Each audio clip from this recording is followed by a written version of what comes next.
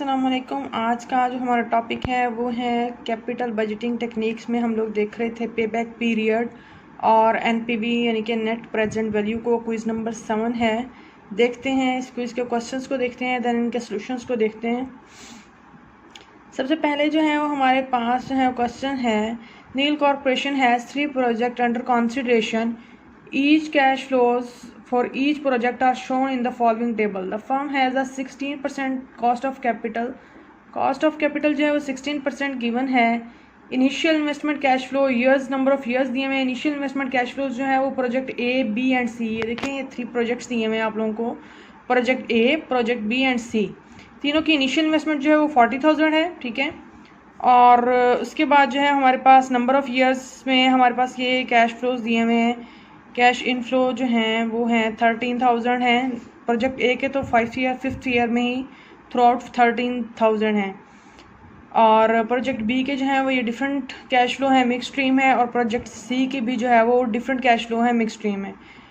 Calculate क्या करना है, calculate each project payback period which project is preferred according to the method and calculate each project net present value which project preferred according to this method. सबसे पहले हम लोग पे back period देखते हैं कि किस तरह से हम लोग जो है इसको कैलकुलेट करेंगे। पे बैक पीरियड का हम लोगों को फॉर्मूला पता है, सिंपल जो पे बैक पीरियड का हम लोगों को पता है, तो वो पे बैक पीरियड का होता है, पे बैक पीरियड इनिशियल इन्वेस्टमेंट होती है, उसको डिवाइड करते हैं पीरियोडिक कैश फ्लो से। लेकिन यहाँ पर जो है हम लोगों को नंबर ऑफ कैश फ्लोज दिए हुए हैं, ठीक है। इसको हम लोगों ने कैलकुलेट करना है। इनिशियल इन्वेस्टमेंट हमारी 40,000 है, 13,000 first year, second year, through out 5th year जो है हमारी 13,000 है। तो यहाँ पर हम लोग देखेंगे हम लोग को 40,000 हमारे कितने ईयर्स में पे बैक हो जाएगा। तो फर्स्ट 3 ईयर में तो 39, ये देखें 13,000, 13,000 एंड 13,000। फर्स्ट 3 ईयर में तो 39,000 जो है, इन तीनों को ऐड करें तो 39,000 जो है वो हम लोगों को रिसीव होगा, ठीक है, पे बैक होगा। और 4th ईयर में जो 40,000 यानी कि मतलब 39,000 माइनस कर दूँ मैं 40,000 में से, तो जो 1,000 रिमेनिंग है वो हमारा जो है 4th ईयर में कलेक्ट होगा। तो हम लोग उसको किस तरह से कैलकुलेट करेंगे, ये देखें फर्स्ट 3 ईयर में तो 39,000 कलेक्ट होगा और 4th ईयर में हम लोग को सिर्फ 1,000 रुपीज़ चाहिए जो कि 40,000 को कंप्लीट, क्योंकि हमने सिर्फ इनिशियल इन्वेस्टमेंट को रिकवर करने का टाइम पीरियड देखना है। तो 1,000 को मैं 13,000 यानी कि 4th ईयर के जो कैश फ्लो है उससे डिवाइड करूँगी 1,000 को, तो हमारे पास 0.07 आया। इसको मैं 3 ईयर्स में ऐड कर दूँगी तो टोटल 3.07 ईयर्स जो हैं वो रिक्वायर हैं हमारे 40,000 अमाउंट इनिशियल इन्वेस्टमेंट को पे बैक होने में। ये था प्रोजेक्ट ए। अब हम लोग नेक्स्ट प्रोजेक्ट देखते हैं। प्रोजेक्ट बी में जो है वो भी हमारे पास इनिशियल इन्वेस्टमेंट सेम ही है, लेकिन हमारे पास कैश फ्लोज डिफरेंट होने की वजह से जो है हमारा आंसर डिफरेंट आएगा। देखें यहाँ पर 7,000 फर्स्ट ईयर में कलेक्ट हो जाएगा, 10,000 हमारा सेकेंड ईयर में कलेक्ट होगा, 17,000 ये हो गया, ठीक है। और 3rd ईयर में 13,000 कलेक्ट होगा, तो ये हमारा टोटल हो गया 30,000 हमारा जो है वो इन 3 ईयर्स में 30,000। अब रिमेनिंग जो है 40,000 तक पहुंचने के लिए 10,000 रिक्वायर है हम लोगों को, जो कि 4th ईयर में कलेक्ट होगा। तो 3 ईयर्स जो है हमारा पे बैक पीरियड, फर्स्ट 3 ईयर में हमारे 30,000 हो गए कलेक्ट, ये देखें 7,000, 10,000, 30,000, 13,000, इन तीनों को हम लोग ऐड करेंगे तो 30,000 ये हो गया हमारा। और 4th ईयर में हम लोग को 10,000, सिर्फ इस 16,000 में से सिर्फ 10,000 चाहिए, तो 10,000 को मैं 16,000 में डिवाइड करूंगी तो 0.625 जो है वो आता है इसकी कैलकुलेशन से। इसको 3 ईयर्स में ऐड करेंगे तो 3.62 ईयर्स जो है वो टोटल पे बैक पीरियड है हमारे पास कि प्रोजेक्ट बी की इनिशियल इन्वेस्टमेंट को रिकवर करने के लिए हमारे जो कैश फ्लोज आ रहे हैं हम लोगों को, उसमें हम लोग को 3.62 ईयर्स जो हैं वो रिक्वायर हैं हमारे पे बैक होने में। अब प्रोजेक्ट सी देखते हैं। प्रोजेक्ट सी की भी इनिशियल इन्वेस्टमेंट हमारे पास 40,000 ही है, ठीक है। हम लोगों को जो है फर्स्ट ईयर में 19,000 रिसीव हो जाता है, सेकंड ईयर में 16,000 रिसीव हो जाता है, ठीक है। इन 2 ईयर्स में जो है हम लोगों को 35,000, 19,000 एंड 16,000 को मैं ऐड करूंगी तो 35,000 जो है हमें 2 सालों में मिल गया है। अब हमारे पीछे 5,000 रह गया, ठीक है।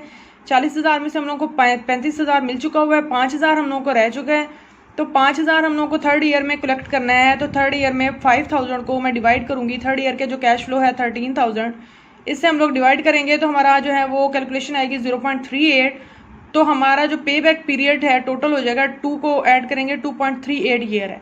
अब आप लोग देखें कि 3 ईयर्स में जो 3 प्रोजेक्ट है उसकी जो है वो पे बैक पीरियड 2.38 है। सेकेंड ईयर की पे बैक पीरियड जो है वो हमारे पास 3.62 है और प्रोजेक्ट ए का जो है वो हमारे पास जो है वो 3.07 है। तो हमारे लिए जो मोस्ट फेवरेबल जो है वो कैश फ्लो या प्रोजेक्ट सी जो है वो पे बैक पीरियड के अकॉर्डिंग अगर देखा जाए तो ये फेवरेबल है कि हमारे 2.3 ईयर्स में 3.8 ईयर्स में ही हम लोग को अप्रोक्सीमेटली 2 ईयर्स में हम लोगों को जो है वो पे बैक हो जाती है हमारी जो इनिशियल इन्वेस्टमेंट है। तो कम इसको जो है वो प्रेफर किया जाएगा प्रोजेक्ट सी को। अब हम लोग देखते हैं कि नेट प्रेजेंट वैल्यू के अकॉर्डिंग जो है वो किस तरह से हम लोग डिसीजन मेकिंग करेंगे। नेक्स्ट जो है हम लोग net present value find out करनी है। नेट प्रेजेंट वैल्यू जो है वो हम लोग के फर्स्ट ईयर के कैश फ्लोज दिए हुए हैं, प्रोजेक्ट ए के कैश फ्लोज दिए हुए हैं फर्स्ट टू फिफ्थ ईयर हमारे 13,000 है। हमारा जो नेट प्रेजेंट वैल्यू का फॉर्मूला होता है वो ये आप लोगों के सामने है कि present value of all cash flows, जितने कैश फ्लोज हैं यानी कि 5 सालों के कैश फ्लोज हैं इनकी प्रेजेंट वैल्यू, और इसमें से जो इनिशियल इन्वेस्टमेंट है उसको माइनस कर देंगे। तो सबसे पहले हम लोग इनकी प्रेजेंट वैल्यू सिंपल जो प्रेजेंट वैल्यू का फॉर्मूला है, present value is equal to future value divide by 1 plus K raise to power n, उससे हम लोग इसको कैलकुलेट करेंगे 1 by 1 हर ईयर्स का जो है हम लोग प्रेजेंट वैल्यू कैलकुलेट करेंगे। ठीक है, ये हमारी ईयर फर्स्ट की जो है वो प्रेजेंट वैल्यू है, इसलिए जो है ये 0 टाइम पीरियड तक पहुंचने के लिए इसको 1 ईयर रिक्वायर होता है बैक। ठीक है, हम लोग जो है वो प्रेजेंट वैल्यू के लिए प्रेजेंट वैल्यू फाइंड आउट करने के लिए डिस्काउंटिंग बैक कर रहे होते हैं। ठीक है, फ्यूचर वैल्यू को कैलकुलेट करने के लिए कंपाउंडिंग कर रहे होते हैं और प्रेजेंट वैल्यू को कैलकुलेट करने के लिए डिस्काउंटिंग कर रहे होते हैं। तो ये हम डिस्काउंटिंग कर रहे हैं, प्रेजेंट वैल्यू कैलकुलेट कर रहे हैं सबकी। तो ये जो है वो फर्स्ट ईयर को 0 टाइम पीरियड पे पहुंचने के लिए हमारे पास 1 ईयर रिक्वायर होता है। सेकेंड ईयर के कैश फ्लो को 0 टाइम पीरियड पे पहुंचने के लिए 2 ईयर्स रिक्वायर हैं। देखें 2 ईयर्स रिक्वायर हैं, इसलिए हमने नंबर ऑफ ईयर्स जो है वो इसके 2 लिए हैं। इस तरह से थर्ड ईयर का जो कैश फ्लो है उसको 3 ईयर बैक जाने के लिए 3 ईयर रिक्वायर हैं। फोर्थ ईयर के कैश फ्लोज को बैक जाने के लिए 4th ईयर रिक्वायर हैं और फिफ्थ ईयर के कैश फ्लो को बैक जाने के लिए 0 टाइम पीरियड तक 5 ईयर रिक्वायर हैं। तो हमारे पास इन सबको हम जो है इन नंबर ऑफ ईयर से 16% जो है वो हमारा रिक्वायर्ड रेट था। ठीक है, तो इससे हम लोग किसको कैलकुलेट करेंगे, ये इनकी जो है वो प्रेजेंट वैल्यू आ जाती है सब कैश फ्लोज की। इनको टोटल करूँगी, ये हमारे पास टोटल आ गया इनका। ठीक है, ये हमारा टोटल और ये हमारी अमाउंट आ जाती है हमारे पास 42,565.68।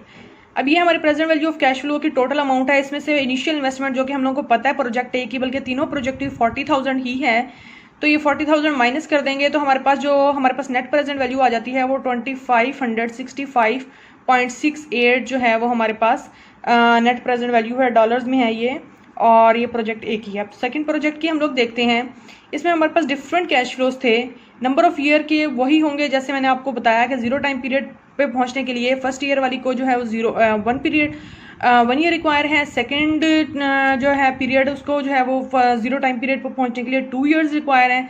इसी तरह से आगे चलते जाएंगे और इसको नंबर 5 के लिए हम लोग इसकी प्रेजेंट वैल्यू का सिंपल प्रेजेंट वैल्यू का फॉर्मूला लगा के इसको कैलकुलेट करते हैं हम लोग। ठीक है, और इनका जो है वो ये टोटल आ जाता है हमारे पास। इन सबको मैंने जो है वो प्रेजेंट वैल्यू फाइंड आउट करके इनका टोटल आ गया ये हमारे पास 39,677.31। ठीक है, और ये हमारे present value of all cash flow, यही वाली अमाउंट जो है वो हम लोग यहाँ लिखेंगे। ठीक है, 40,000 जो इनिशियल इन्वेस्टमेंट है इसको माइनस करेंगे तो हमारे पास यहाँ पर नेट प्रेजेंट वैल्यू नेगेटिव आ रही है -322.69। ये माइनस में है यानी कि नेगेटिव में है, हमारा कैश फ्लो ज़्यादा है, हमारे present value of cash flow जो है वो कम आ रहे हैं।